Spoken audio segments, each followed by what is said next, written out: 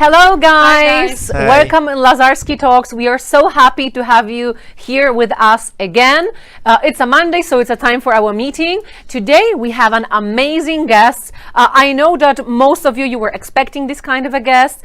So our guest is Mr.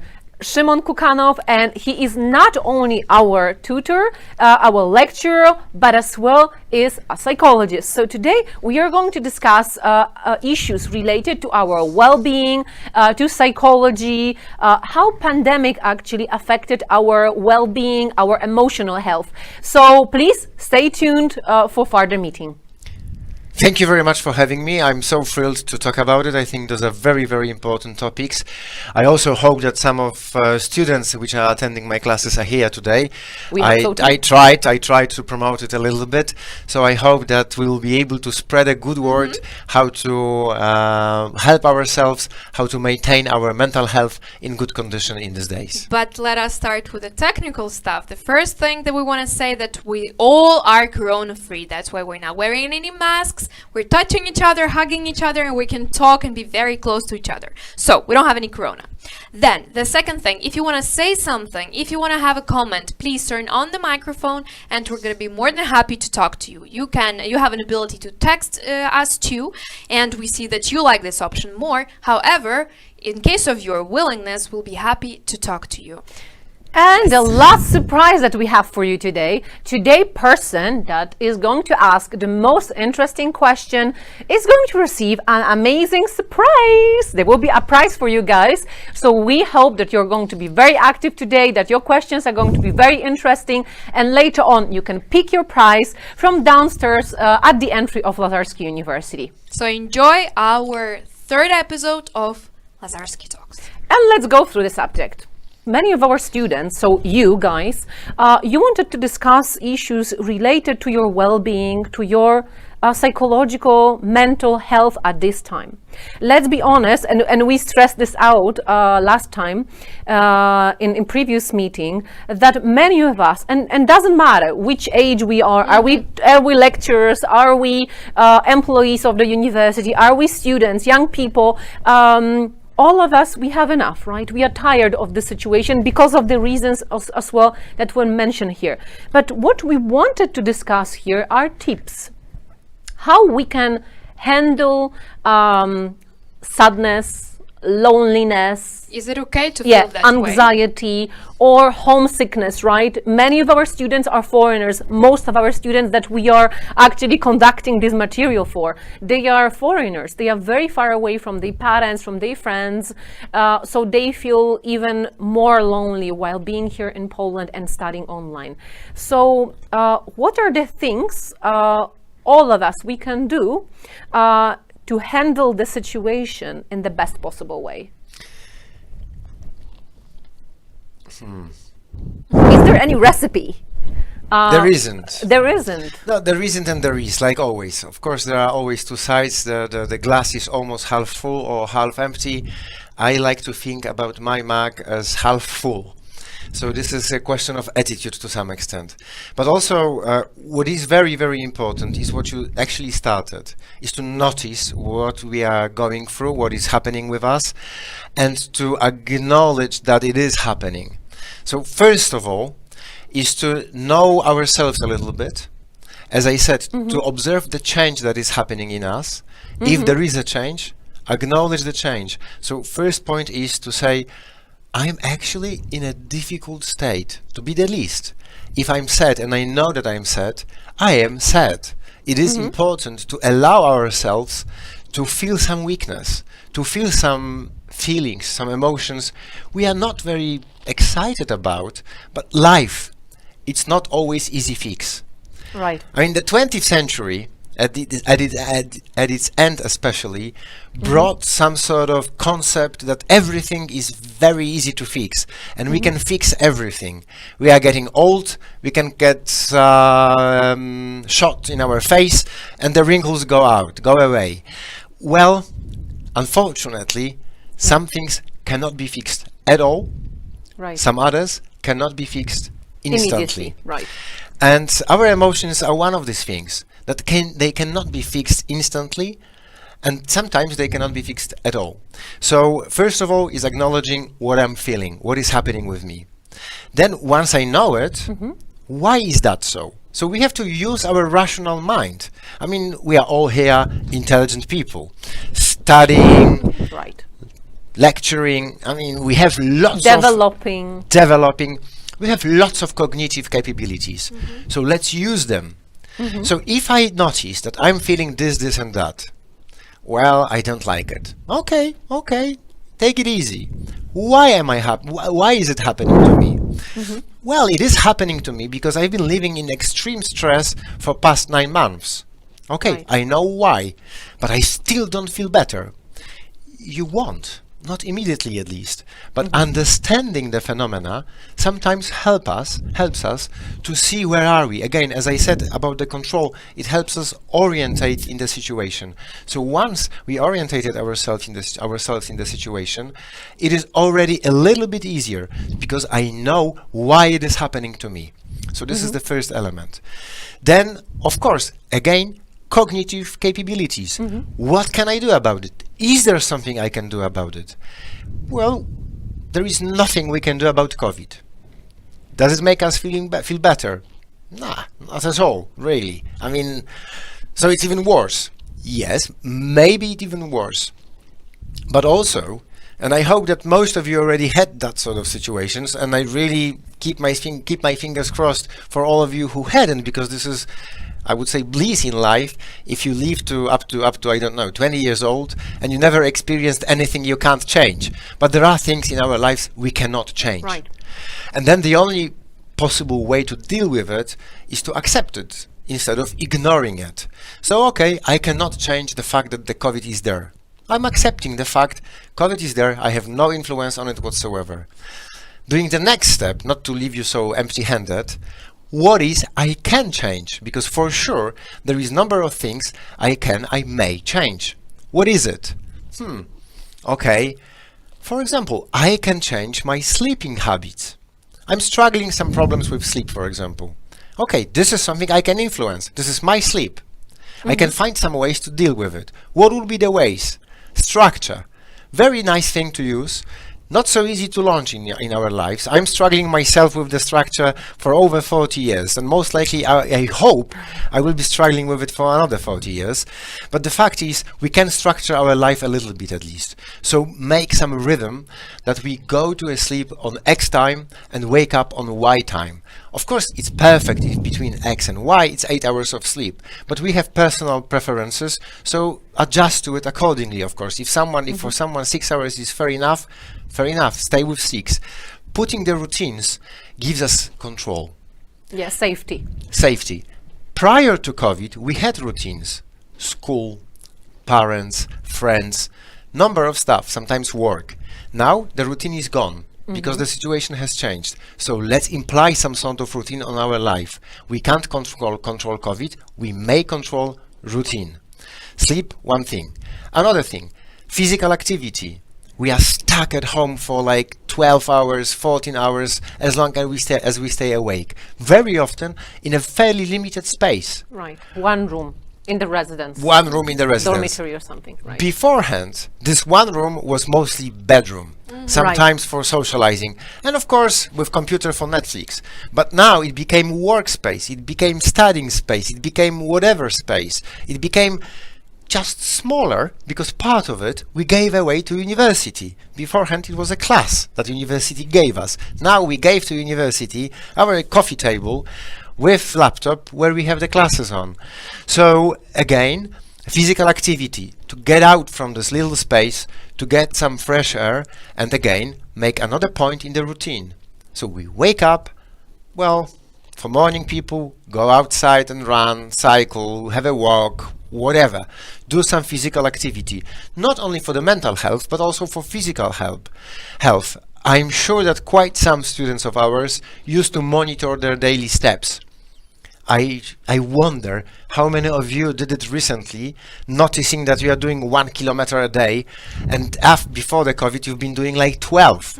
So this 11 kilometers where are they? We have to fill it up somehow. You have to make your body moving as well.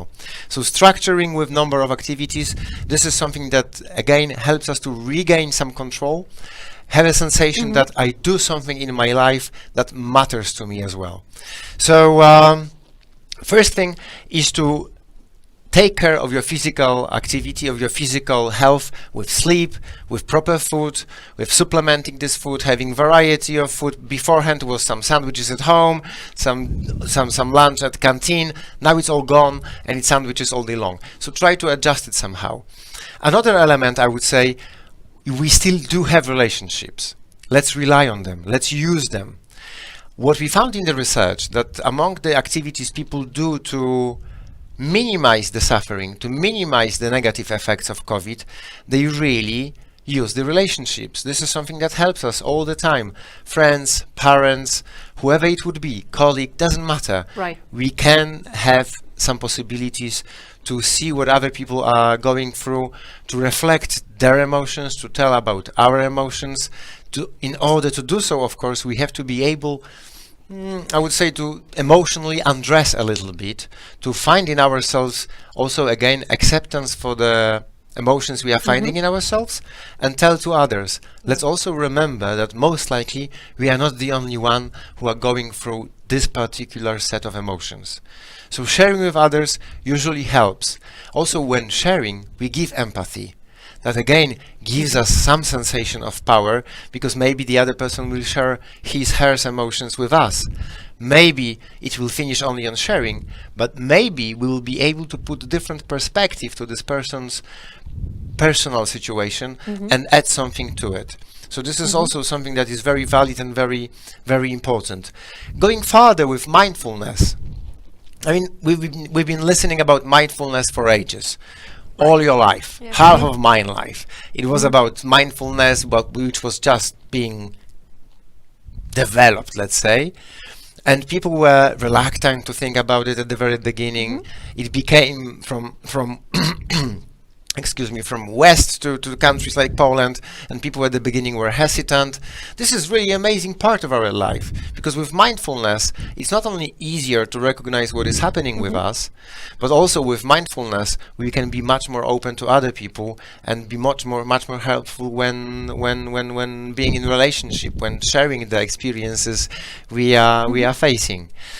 I mean, what else? Let me think a second and take a breath. I just wanted to remind our students that the gyms are open at Lazarski University for students, so you can actually sign and go and, be active just a little bit. So please don't forget about that, because a lot of students suffer from that. I know that they don't go out from the bedroom, and this is, the office, everything. Thankfully not the toilet, but I'm not sure about everyone, so... And small reminder, remember that you have PE classes and you have to choose every semester the activity you want to take part in. It can be yoga, it can be exercises that you are taking home for your spine or for something else. Really, guys, it is important to keep your body, which is actually your home for your soul. It's important to keep it healthy, right? Whatever we discussed. Sure, and personally I believe there is no such thing as body and soul. This is just one together. Yeah, human being. So we are one, and we have to also remember that one works with the other. This is just holistic approach to the problem. And we can work top down. So basically we are thinking about something and our body goes better, but we can also go bottom up. So when we are not feeling so great, we can do for ourselves something physically with our body and getting some fulfilling emotions from that. Right. So very important thing. I would say a short summary of whatever we said. Guys, remember that the feelings you might have inside you, they are mutual to many people now. If you are feeling lonely, if you are feeling sad, if you are feeling anxious, if you are feeling angry, right? So you have some number of negative emotions in you. You are not the only one. This is important to understand it. You are not different.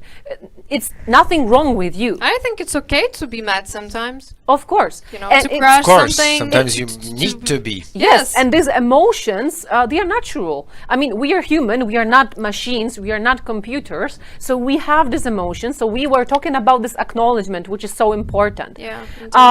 Yes, and I wanted to go farther that way. some of the students, they cannot recognize, or maybe sometimes they are scared at some point when they feel very sad and they are thinking, maybe I'm already depressed. Maybe I have a depression because I do not want to get up from bed. I don't want to eat my favorite food. Nothing is bringing any more joy into my life.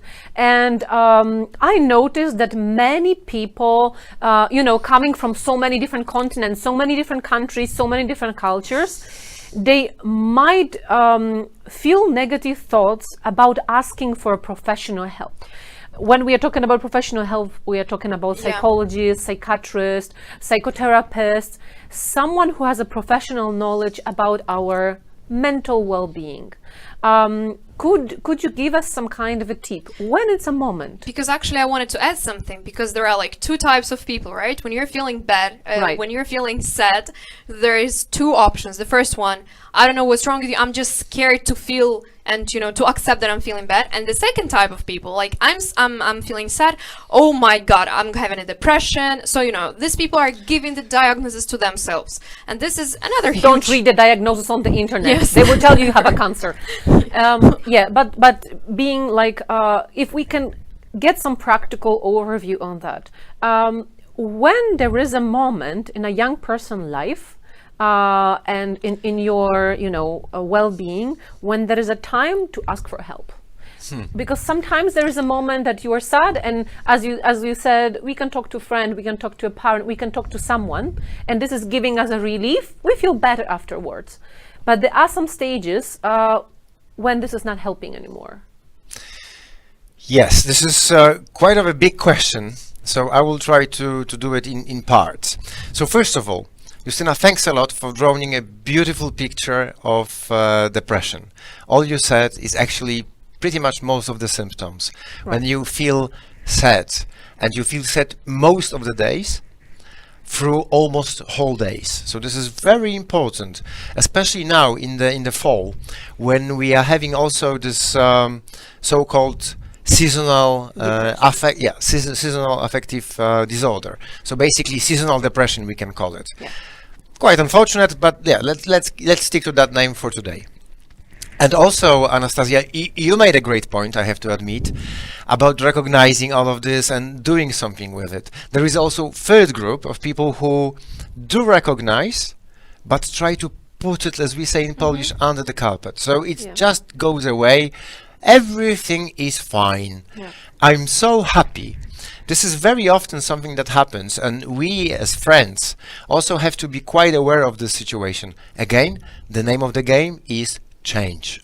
So if someone was, let's say, zero level on his her emotions, was just normal, no ups, no downs, a person, and we see that all of a sudden this person is, wow, so happy, it could be also a symptom of struggling with depression or depression-alike problems. You're trying like to hide mania. it. Yeah, exactly. covering it up. Not necessarily mania already, because now we are going really far where we don't go today, where we won't go today. Like covering but this like up. covering. Okay. So I'm so great. Look at me.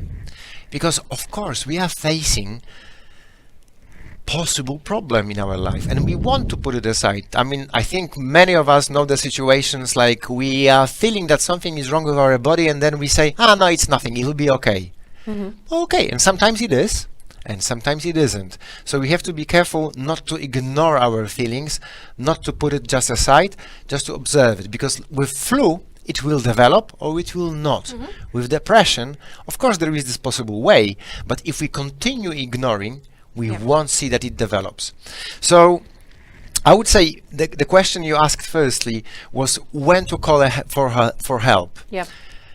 If you have this question, should I call for help? The answer is yes. Yeah. So this is plain simple, and this pretty much concerns most of the mental diseases or mental conditions we are facing. If there is a concern, should I call for help? Yes, you should. Do I need it? I don't know. This will come up later. So this you will see once calling for this help. The general suggestion I have, there is not all of us need psychotherapy, not all of us need psychological help. all of us could benefit from that. So in the worst case scenario, the person will visit the specialist 2, 3, maybe 4 times, Right. of course investing some money behind it, but will get some hints to develop herself. So it will be always beneficial, not always necessary. So, okay. So the deeper question, when it is necessary. To make it really simple for all of us, I would say there are 3 basic symptoms, not to dwell on how many hours should I sleep, how long, how often should I feel sad. Of course, it is there, but to make it like a first wake-up call.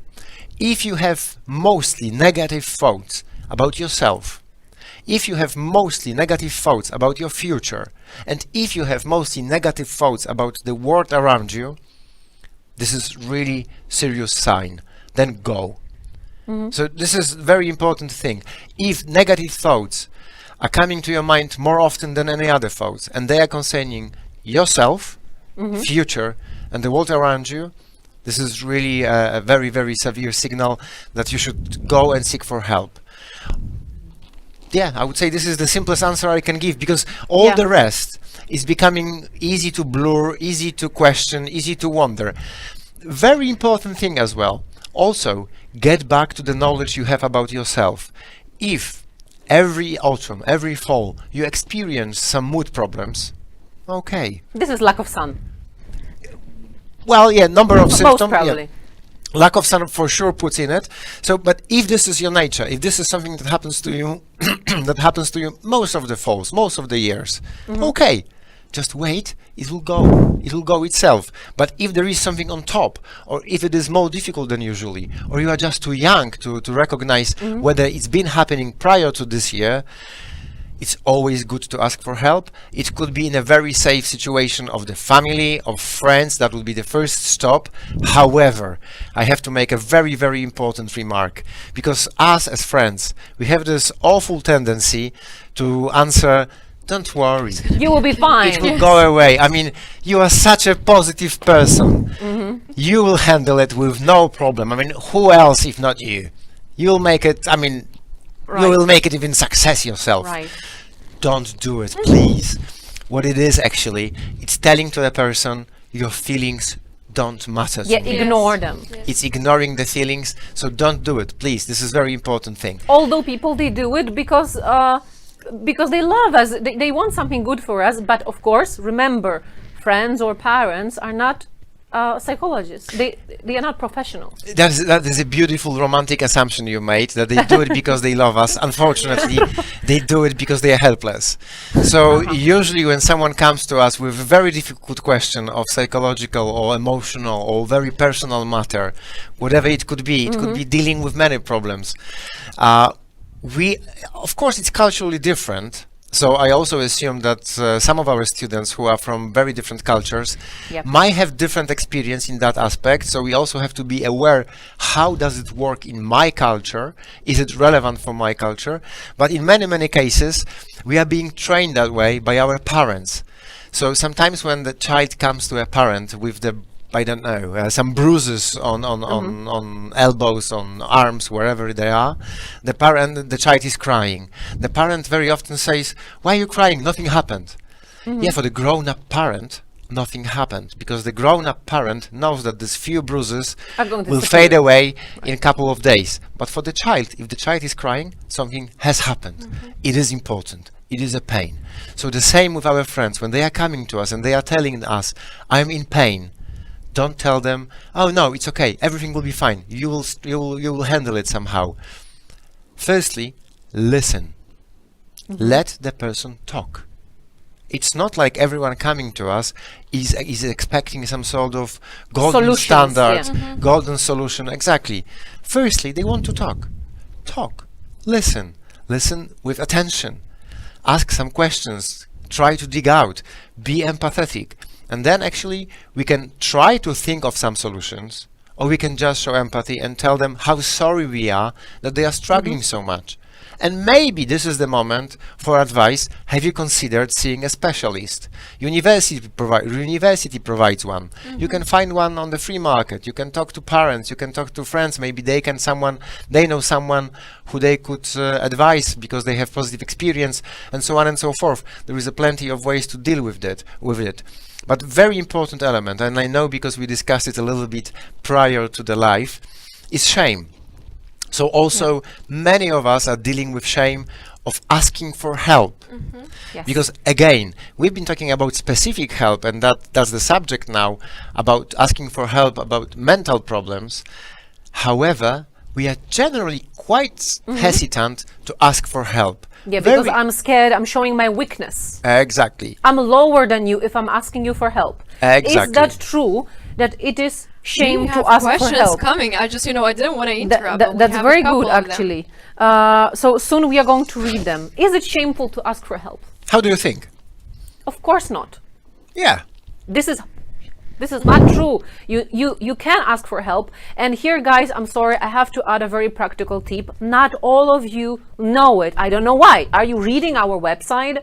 I want to tell you that university is helping you to get a professional help with very low finances from your side. And it's not a shame to go and ask for help. If you will go into our website, we have a special space there for actually psychological help. And university made an arrangement for our students. They can use a psychological help with one of the private clinics. By the way, guys, remember that 3 first visits are free of charge for you. So you're not paying anything. University is going to pay for you. You can check. Yeah, as we said, you can check if I need prior help, or maybe not. Maybe it's just autumn, maybe something else that could be sorted within this 3-4 first meetings. But if it is something more important, you are just going to benefit from these meetings. And our students, they have a special discounts there. So as well, don't be scared. You don't have to be millionaire, okay? To take care of your own health. And if you will need any assistance on that from the side of university, even financial assistance, believe me, guys, we will never turn back on you. There are so many people here that are happy to help you on that too. Just don't be ashamed and ask. Yes. I'll just add one thing, because you said, Justina yourself, that we are very often ashamed, and this is the sign of showing weakness if we need to ask for help. And it is.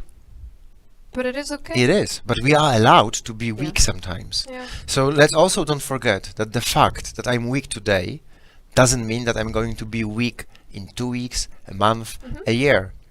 So we are all different.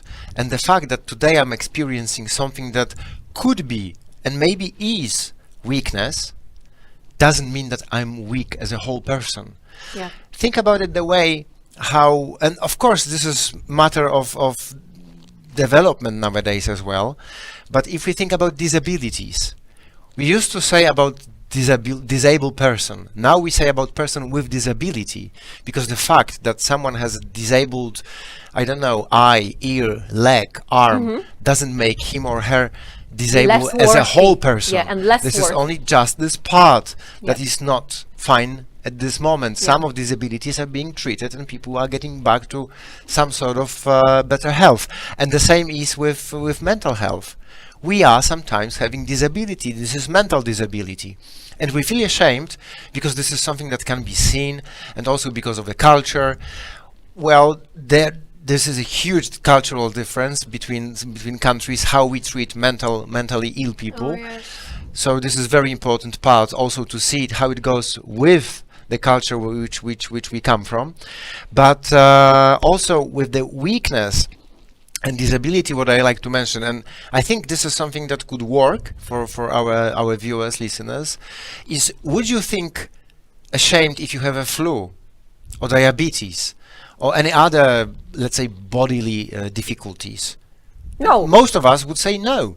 No, I just go to doctor and ask him for medicine. And this is a condition. Of course, there is not always medicine, and for flu there is no medicine either. Right? Best flu medicine is stay in bed for 7 a days. week. Exactly. However, this is not best medicine for depression, but not mixing the subjects.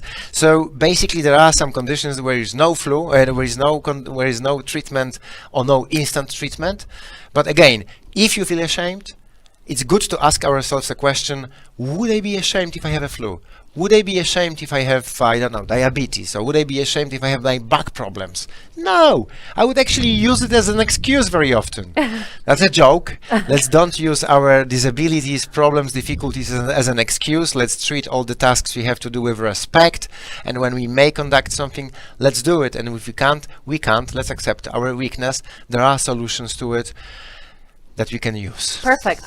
Yes, we're going to go Questions? back to the questions. I just wanted to ask, do you agree with the fact that sometimes people from different cultures, right? If we take Americans, they're not ashamed at all. I mean, they're not scared in the majority of cases, right? But when it comes to on other cultures, sometimes we're ashamed of that because, okay, when we were children, like our parents, they had, you know, cold, they felt bad, like the arm, the leg or something, but I think it's a rare situation when parents show to children that, you know, I'm feeling bad, I'm going to go to the psychologist and I'm going to try to do something with that. Deal with so we don't know what this is because we never observed anything like this when we were children. So this is probably another point where people are ashamed of this sometimes because they just didn't see anything like this. Of course, upbringing adds to it. But also there is a certain moment in our life, and I would encourage most of our students to use this opportunity of being student to actually take this step in our lives, where we can acknowledge that our upbringing, well, not always gave us perfect conditions, that our parents did some mistakes, as most likely many of us will do the mistakes having our own kids. So yes, they made some mistakes, but now we are becoming grown-ups. I mean, I feel I already So became, things but depends on us. So Guys. also we have to take some responsibility, and it's not as easy as just Lazarski Talks solves all that sort of problems. We've been brought up with some limitations. Yes, we've been brought up with some beliefs that this is shameful, this is taboo, this we don't talk about, this we don't touch, and so on and so forth. But being very straightforward, we have two possibilities: live with these beliefs that are actually dragging us down, or to make a change. It's always up to us. It's not like any psychologist has a magic wand which will change anything. The change is always on client's side. There is no other way. And we have to take responsibility for our life. There is no other solution. As simple as that. So we have to decide whether we stick what we've been taught as kids, or we want to start, well, I would say, more colorful, more potentialful life of ourselves, taking all that we have in hand. We have limitations, we have to accept the limitations, we have to acknowledge the limitations, but also we have a responsibility to see a potential. And whether we use this potential or not, it depends very much on us. Exactly. We weren't born the same. We were born in different cultures, different families, with different wealth, with different education, and most likely up to now, we had very different circumstances we've been brought up. But all of our viewers, our Lazarski students, this levels us a little bit. From now on certain points, on certain level, we have very similar start. And we can use our capabilities. We just have to acknowledge that there is number of stuff I can do with myself, I can change. And fear of change, also to be fair, I have to make little remark, fear of change is also natural. Because you've been actually used, we are all used to live the way we live till now. So change is frightening situation. is leaving your comfort zone. Is leaving your comfort zone. Right. Beautiful. But it's it is scary. It looks scary or sounds scary on the beginning, but you know, I heard a very interesting example once that person going for a walk, okay, and you were walking and some kind of a pebble gets into your shoe. And this is just your choice if you want to have another 10 kilometers walk with this pebble in your shoe, or you can stop, take it out, and then walk farther. So, but no one else is going to take this pebble out. Guys, if you're coming from a culture, sorry, where mama deal with every problem, as we talk. This is a time when you are being an adult. So this pebble, you have to take it out if you want to sort anything in your life. Let's go to the questions. Let's go We back have to so the many. question. I think it is a very important thing that our wonderful student is asking, because here we're talking about how to deal with this situation when we're talking about ourselves. But this is a very important topic when I am feeling okay, but I have a friend, a boyfriend, a girlfriend, a mama, papa, whoever, who is feeling depressed. So the question is, how to help? Of course, listening is the best solution sometimes, with attention. But how to help? Even saying sorry, but even saying how sorry we are is not true because we're not feeling the same. Could you give us some advice dealing with friends who are sharing with us their problems? I disagree a little bit with the constatation that saying we are sorry, it's not true because we don't feel the same. Yes, that's true, we don't feel the same, but we may be genuinely sorry. Yeah, empathy is called empathy. Yes, it is called empathy, and we are quite capable as well of imagining somebody else's situation. So this is very, very important thing. Let's not undermine our feelings and our empathy, which we can give to the other person. It's not important. It is important. It is a very difficult question to answer because I don't know the specific situation with this other person. But what I would say I do, that would be, I think, the easiest proof, or maybe to make it also credible. I actually try to make sure that this other person is aware that I am available for her or him. So whenever something happens, I'm there for you. I will be there with you. You are not alone.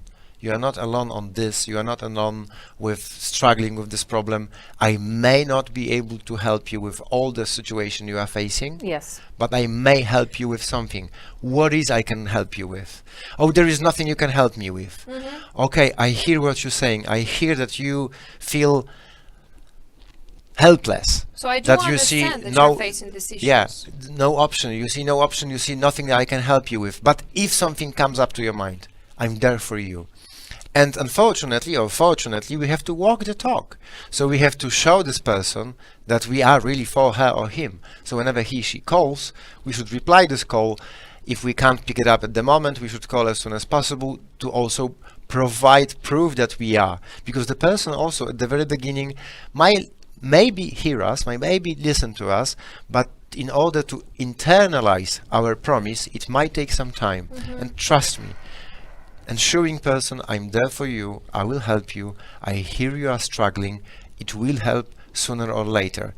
Also, let's don't be afraid at certain moment in time, and that depends very much on the relationship we are with this person and how this person is doing psychologically in general, but also at some point we might be quite straightforward and tell the person, I'd love to help you. I've been trying so hard for X, Y, Z number of days, weeks, whatever, but I have only limited possibilities. I see that you are struggling and I will be always for you, but you have to decide whether you have to change it or not. I understand you feel weak now, but this is your decision. The first step, I go, I provide, whatever, we can try to arrange it. There is number of help we can provide, little steps to help this person to get there, but this person has to decide him or herself. And the problem I sense also in this question is another one. I'm feeling bad because I cannot help my friend. Exactly. This is something that happens, but also we have to see our limitations. Friendship is not an ocean without end, and even ocean has some end, depending from which side we are looking at it. We might not see it, but it is there. So we have our limitations as well. And someone could be so sad, in so difficult position, that won't hear us. We have to accept the freedom of choice of the other person. If the other person doesn't want our help or doesn't want it now, we can continue to provide possibility of our help and accept it will come later or it will never come. We will be still good friend. I would like to as well maybe add into this something that sometimes as well we have to acknowledge when is our limit and that maybe the trouble or the problem, the issue that our friend is talking about is something we cannot take on our arms as a burden, because this is something we cannot sort out, and this might be a trap because it might bring us down too. There are some moments that when someone is down, maybe having a depression or maybe having an, I don't know, let's assume something, alcohol addiction or drug addiction, medication addiction, or anything else that might be already, that definitely demands, not might, it demands professional assistance. I feel that as well, it is very important for a friend, you know, not to carry this burden with yourself. Yeah, because and to feel bad after all too. Like yeah, the because same. there are things you will not be able to sort out, definitely, but you should not feel guilty, you know, about this. There is a right time when you should say to your friend, you need a professional help? Yes, I will provide to you. I will even go with you for the first visit, or I will find for you the best, I don't know, the best professional help. But I think sometimes some people, they are feeling obliged, you know, to do, to help you, but actually you can't. Very true, but also I would like to separate still addiction from the subject of today's conversation. Right. It is a little bit different story. Of course, it very often coexists, but let's put addictions on Our student doesn't have an addictions, right? No, I just wanted. Research tends to differ. Yeah. Unfortunately, alcohol and drugs are one of the substances we also use to improve our well-being, let's call it, during the pandemic, which is obviously a bad way to deal with it, because let's keep in mind that most of drugs and alcohol are depressants. They are making us feel better instantly. For sure. But this is for a short period of time. Long term, it's always increasing the symptoms of depression. It makes us feeling worse. One last sentence on this subject, closing it. We have another question. With acceptance, I just like to make a quite important remark here that yes, we have to accept our limits, and to remember that our limits, it's not us as a whole person. So when struggling with the guilt, we may fail with the project of helping the other person, and we might be not so great in providing this specific help to this specific person in this specific moment. But to refrain ourselves from the risk of feeling guilt, we might still say, okay, this is something I cannot do now. It doesn't mean that I'm not a good friend. We are a good friend. We tried as hard as it was possible. Yes. The other person decided not to. The other person has also his freedom of choice. End of the story. But still, try to be for these people. It's always important, and I encourage you. You know, wanted to add that if you have the broken arm, you're not going to your friend to fix it, right? I mean, sometimes we just cannot do that, and I think this is the well, we have two more. Okay, so I just wanted to say that, okay, like for example, you have a best friend, and sometimes you said about Google, you know, you can Google what to do with the depression, and from Google it came out that you're pregnant even though you're a guy, and it's like, you know, it's impossible. It happens. Yeah, but what I'm just saying is that sometimes, can you do a bad thing if you want to help really badly, and you're trying to help, and you're like, you're gonna be okay, I'm gonna help you, but you just cannot, because you're not, you know, if you're an economist, you cannot help people with a depression. And I think that's the point here, because there is another question. What if sometimes you have to be so honest with the person, of course with empathy, but you have to tell this person what he needs to hear and make him feel responsible and ready for the consequences? Very general. Very general. Yeah, I agree. Very general. I wonder if, well, any general question, the answer would be yes or no. So quite difficult. What was it really? How to say no, or how to? Yeah. Sometimes you need to be so honest with the person, of course, with the empathy. I think that, you know, sometimes you just have to. Probably a guy wants to say, like, this is enough, where you have to face it. I don't know. That's what I understood from. Okay, and the consequences of your actions, right? Actually, we do not know what exactly is the situation, so it's hard to refer to it. Yeah, but still, if trying to guess a little bit what could be behind it, I would say we have to keep our boundaries. This is important, because first of all, we have to take care of our own health, of our own security, of our own situation. So this is the first point. We have to remain our boundaries. The only point is we have to do it in a respectful manner. So even if someone is annoying, because it could be annoying. I mean, if you've been trying for weeks, listen, I'm with you, and I know you are sad, it's difficult, and so on and so forth, and maybe psychologist, no. I mean, it could be annoying. We are not professionals in these situations. So, yes, we can be quite straightforward, but just let's try to be respectful. So this is, I think, quite short answer to the question. So yes, we can set the boundaries, make it in a respectful way. Let's try not to be emotional. Let's try not to be angry. Just saying, listen, I mean, I've been trying as much as I can. I feel like I'm getting to my limits. Please, I mean, here are the numbers where you can find psychologists. Sorry, I have no more strength to deal with this. Actually, when it comes, just a little question that I think is very important when it comes to the boundaries. Sometimes, okay, what to do if you see the person who is very important to you, like the best friend or the classmate or someone you whoever, love. just someone you love, and you see that he or she is struggling from some stuff, right? Some emotional stuff, and he or she accept this, but he or she doesn't want any help. So, like, closest friend, is it okay, and is it the right decision to knock to this, to this closed house, like, I'm gonna help you, I want to help you, I'm gonna help you, or it can make things worse? I don't know. Okay. What I do with friends when something like that happens, because obviously with my personal relationships, I'm not psychologist, then these relationships would be unbearable, would be very difficult to maintain, and probably would be less fulfilling for both sides. So what I do actually, I say, okay, I mean, I've been trying to talk to you about this. I see that this is not the best moment, that maybe you're not ready to talk about the subject. So remember, I'm there for you whenever you're ready. I think it's even harder than, to help all the time. When a person doesn't want help, it's even harder to just stay. Yeah, of course. And sometimes things will be very visible to us, that this person is struggling with ABC, and we might even have solution because of, I don't know, books, experience, whatever. But the person will be still like, oh, no, I'm fine. This is not my problem. Okay, yeah, okay. Right. Yeah. I just expressed my concern. I see that maybe this is not the right moment to talk about it. No worries, I'm there for you if you ever change your mind. I think very, very nice thought from Nikita. Yeah. Actually, it's not a question. It's just a thought shared by the student. It is really important not to help when you feel bad after this. It is like the first aid. You need to help when you have resources, because it can break your relationship. So simply acknowledging your boundaries, what we talked, acknowledging the boundaries how of the much people how much you can do and what you can't do.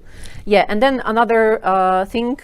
Yes, we have another question. Yeah. Sometimes I feel that I'm cold-hearted to my problems, whereas I don't underestimate problems of other people. Is such an attitude towards yourself is, oh my God, you are a man, you have to be strong? Or is it a part of my character and this is a natural behavior of some people? Again, I acknowledge my limitations. I don't know.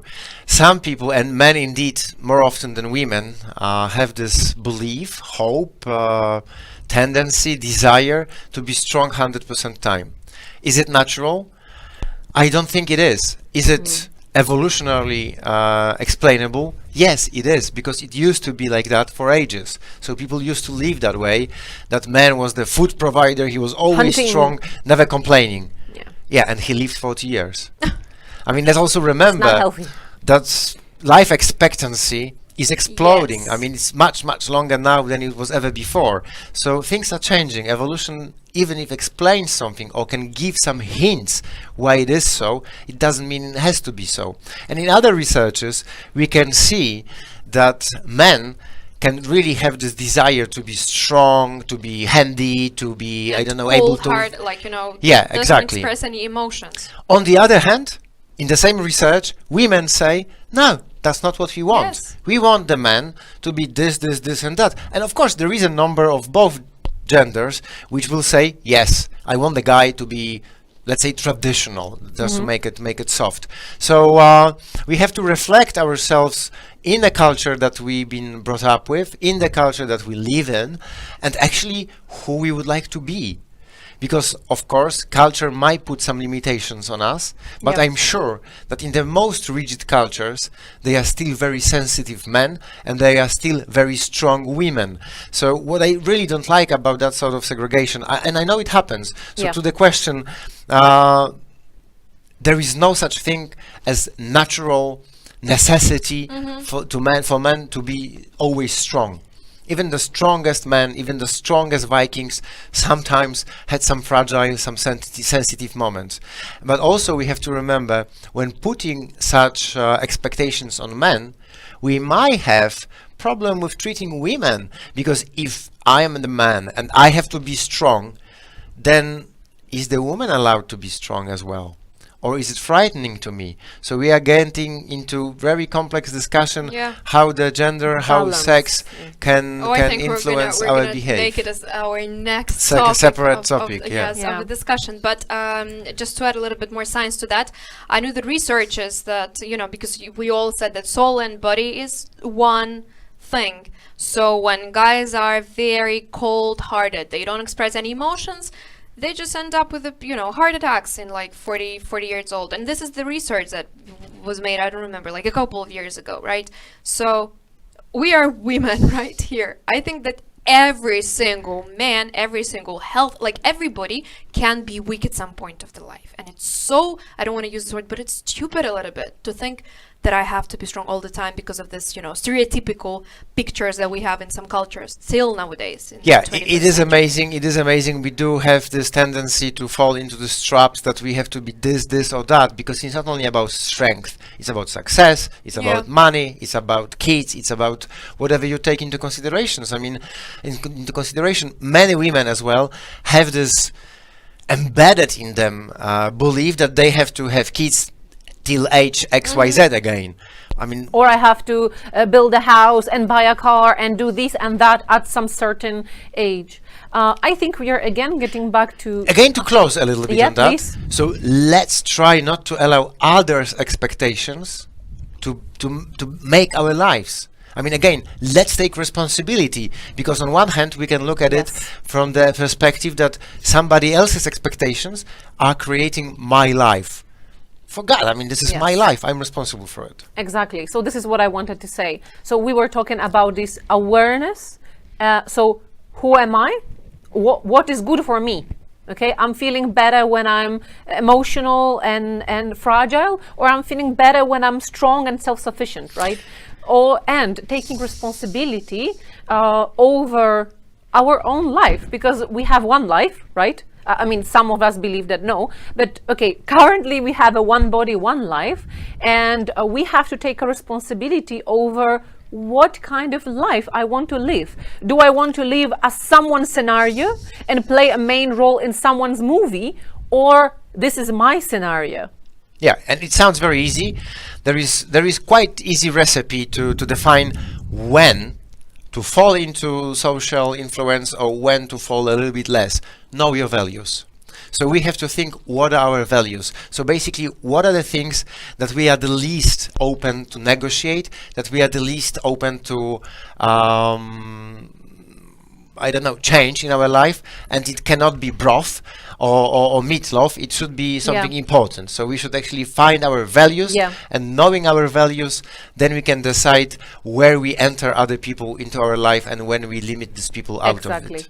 Our technical team is letting us know that we should finish now, but let's Now what about tolerance? but let's do it. We're 5 gonna- more minutes, guys. You have to bear with us. Sorry, camera guys, you have to bear with us, because we have one more question and then one more thing that we wanted to discuss to close up today. I'm so sorry, but we have such an amazing guest, such an interesting topic, and I So think it's not our fault. yeah. It's just all about It's our. But it's mine. Thank you very much. You put it all on my shoulders. Yeah, no. it's me. No, it's important to that's finish a guilty it. pleasure. Yeah, to finish it. Yeah, it's a guilty pleasure. Yeah. It's outside of the topic. It really is indeed, and I think we will dedicate one of our Lazarski Talks episode to that. But and let's touch it. Yes, and I'm in love with this topic. It's like, gender related and all this stuff. Do you agree that when women have problems, they only want you to listen, understand the situation, and not waiting for solutions? The opposite of men, who's looking only for solutions first. Very interesting one, I have to admit. Yeah, me too. Indeed. I mean, I don't like it so much, and I don't think that generally it is the truth. But indeed, there is this tendency that men more often than women, it doesn't mean all the men all the time, but it does happen, and it is visible in many, many social researches, that men do have this tendency to be a little bit more orientated on task. And women are a little bit less orientated on task. Sometimes they more paying attention to a process, that I would say. I mean, it might sound far away process in that situation, but yes, men more often than women are orientated on tasks, whilst women not so much. So I hope it answers it straight away. So we're gonna And also I think it's going to change. okay, but I think we're I gonna mean, it's like talk about generations. Yeah, Yeah. it's important actually to talk about relations. And guys, yeah, this is an amazing idea to go through it more deeply wonderful idea. right next time, guys. And we promised to you in description of our meeting that we are going to discuss one more topic, and because we have like limited seconds left, let's talk about tolerance. This is something that we started talking about last time, and it is I think important to discuss it. Our students come currently from more than 60 different nationalities, from all the continents, all the countries, all the skin colors, religious, sexual orientations, diets, and anything else you can imagine. I know, I'm lecturer here. Right, loads of diversity, right? And these people, they come to this place, to Warsaw. They come to Lazarski University, and they all have to bear with each other at one spot. And so my question is actually, how to live in peace, how to enjoy the diversity, something that you were not used to before, and what goes with it. If I was raised in a country by my parents that tolerance was not very much in fashion, okay, how, as an adult person making my own choice, I can become a tolerant person? Yeah, were pierogi in fashion in this family? No. Are they in fashion now for this person who you imagined in this question? I guess to some extent, because in Poland we do eat pierogi. Obviously it's a joke, but I'm sure that all the foreign students whom we have at Lazarski University, they've noticed that Poland is a different country than the one that they come from. It has its strengths, it has its weaknesses, it has its opportunities, and it has its threats. So it's a complete SWOT of Poland which we can do. I would say my easiest recipe for tolerance is the very, very simple answer and very, very simple question that won't work for all of us, but pretty much my freedom ends when your freedom begins. And this naturally has in itself a little bit of empathy, a little bit of respect as well. But how to deal with different set of values than home country? Well, best is to know my own values, which are really my own, not family traditions, not country traditions. Because let's think about living in a foreign country, and that was my approach as well when I was living abroad. Let's think about living in a foreign country as a new opening. I mean, we came to this new place, we have new friends, we have new apartment, we have new school, new language around us. What is really important for me? What I want to really keep in myself from my upbringing, from my country. And okay, this could be values very different from my next student sitting next to me. What to do with this? Well, we may coexist. We do coexist at Lazarski. Why can't we accept and tolerate? First of all, tolerate. Wide topic, actually. Yeah, I mean the topic is so wide, so it's literally impossible to answer Yeah. in the number of minutes we have left before ending, as far as I understood. But I would say the easiest is to think about our freedom also has its limits, and we can have whatever opinion we have. But why would I imply this opinion on other person?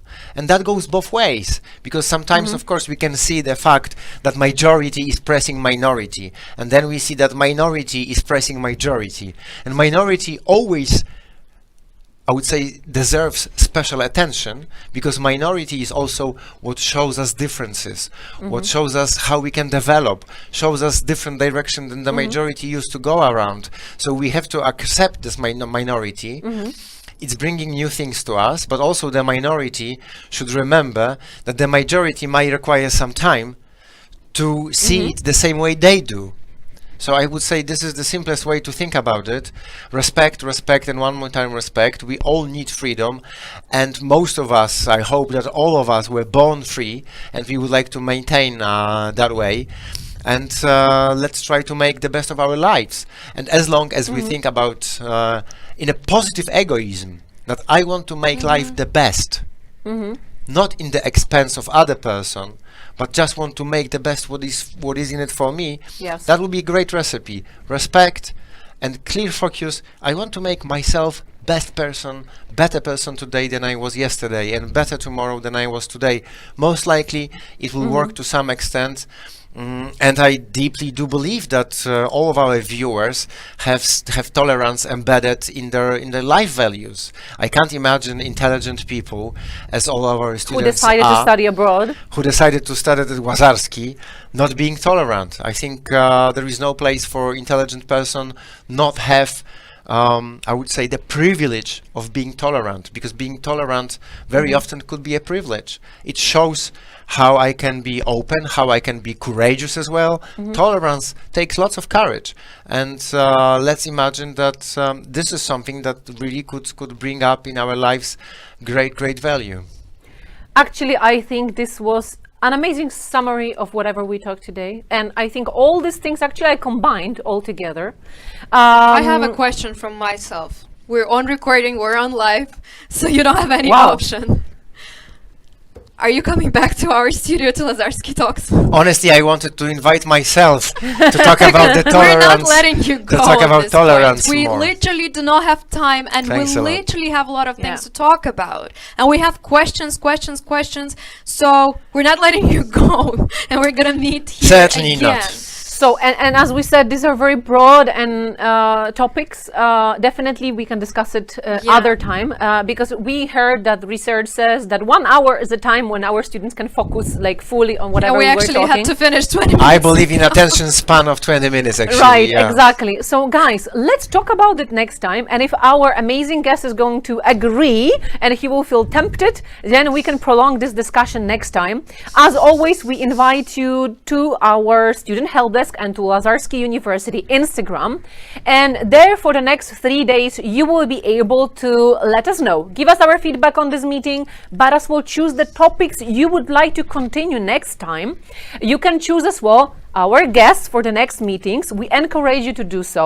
We promise a prize for the best Yes. best comments. And from my just my humble opinion, I think the guy who is really nervous about the friend, or we don't know who is this, but we had 4 questions from this guy about the, That the you've close answered. person. Wow. Yes. Yeah, this is the same person. We just put it all together, but he was very interested in other person well-being. So I'm voting for that. Yeah, so I think that we all know now. I'm sorry, not our guest, because we I can was see the supposed chat. to pick one. Oh yeah, so we helped a lot in that. I'm so sorry, but Annas actually was making so many comments. He had so many questions. Most of them actually they were covered. Yes. So I think it would be fair to say, Annas, just you can pick up from the Lazarski University Your present. your box of gifts from Lazarski. That you can take from the security. It's a surprise. It is So a surprise. we hope you will be happy and you will That's let us surprised. Yes, and you will let us know on Instagram what you have got there and what you liked so much. Maybe we can even make a challenge to make, I some sort of assume that the Mac could be there. So maybe you can make a challenge that the person who wants the prize will make some well-being picture with these things that are in the back. Wow, That's Anna, why- that's a challenge for you. Do you accept it? We will know later You on. don't have any choice. So guys, so sorry for prolonging the meeting, but I think it was only to our all benefit Yes. here. It was so amazing. Thank you very much for joining. Thank you very much for taking part. We hope that all of you liked it, and I hope that our guests enjoy Already it too. confirmed. I loved it. I loved it so much. Honestly, I think this is a very important matter. So I'm very happy that you brought it up. I assume that was your voting as well who made what made the subject coming up. So thank you for being open, having the subject. Thank you for having me. All the warm words. That's always very nice. So yeah, great. Yeah, Thanks a lot. thanks. So thank you guys. Thank you bye so bye, much. and see you in a 1 week time. Cheers. Bye bye. Bye bye. Thank you.